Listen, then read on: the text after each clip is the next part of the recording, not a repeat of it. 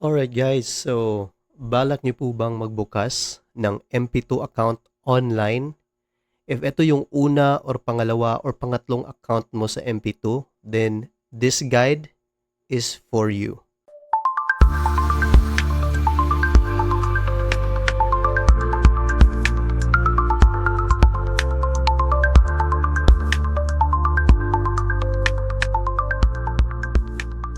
Alright, so bago po tayo magsimula, is paghandaan niyo po itong mga requirements sa pagbukas ng bagong MP2. Dito po nakalista kung ano po yung kailangan yung i-prepare para makapag-open po kayo. Ang unang-una is dapat po ay active member po kayo ng Pag-ibig. Ibig sabihin din po ng active, dapat nakapag-contribute po kayo for the past 6 months.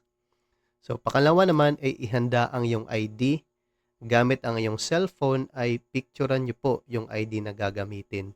Ito naman yung lista ng mga tinatanggap ng ID ni Pag-ibig. So, nandito yung mga common na ID, no? We have driver's license, PRC.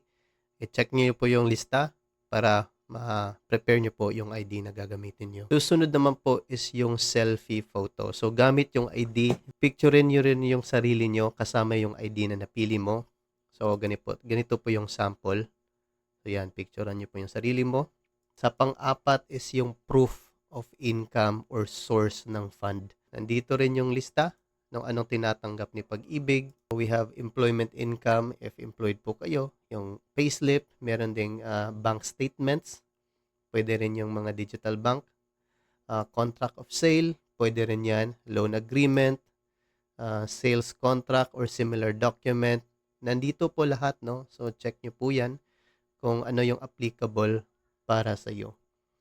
Now, ito naman itong 5 and 6 ay optional po ito, no? Specifically number 5, if former natural born Filipino, then need nyo po yung passport. Now, number 6 naman, if applicable, then need nyo itong certificate of reacquisition or retention of Philippine citizenship. Okay? Once ready na po lahat, if hindi pa po kayo nag-open, then pumunta po kayo sa pagibigservicesfund.com. At pag nandito na po kayo, click nyo po itong members. And dito sa members, click nyo itong be a member.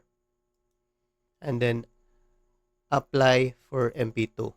And then, i-click nyo po itong maliit na box na I hereby. So, as much as possible, pwede nyo yung basahin. If nabasa nyo na po yan, click nyo po yung proceed. So, before pala mag-proceed, if computer yung gamit nyo, then send nyo po muna yung mga pictures nyo, yung ID, yung selfie, tsaka yung proof of income. Send nyo sa email or save nyo sa computer para before kayo makapag-start, smooth lang yung pag-process nyo ng application. So, ito, actually nagawa ko na to, no, for my second MP2 account. Hindi ko na na-record yun, but straightforward naman yung process. Fill up nyo lang po. Ito yung Pag-ibig ID, and then yung pangalan nyo po, tsaka birthday. Pag click validate po is magsusunod-sunod na po yan. If mag-fill up lang po kayo ng online form, then towards the end po, then i-upload nyo po yung mga prepare nyo po na mga photos ng ID, selfie, tsaka source of income, tsaka yung 5 and 6 if applicable. Once nakapag-apply na po kayo, is meron po kayong makikita sa screen mismo na natapos niyo na po yung process, at meron din kayong matatanggap na email regarding your application process. So, it will typically take 3 to 5 business days. And once na-approve na po kayo, is makakatanggap po kayo ng text message din na okay na po yung application mo. So, dito nagtatapos tong quick guide natin.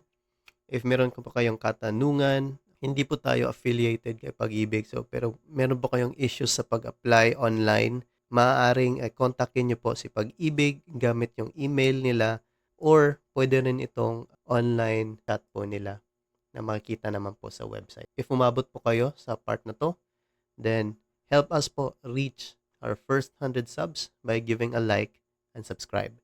See you on the next video.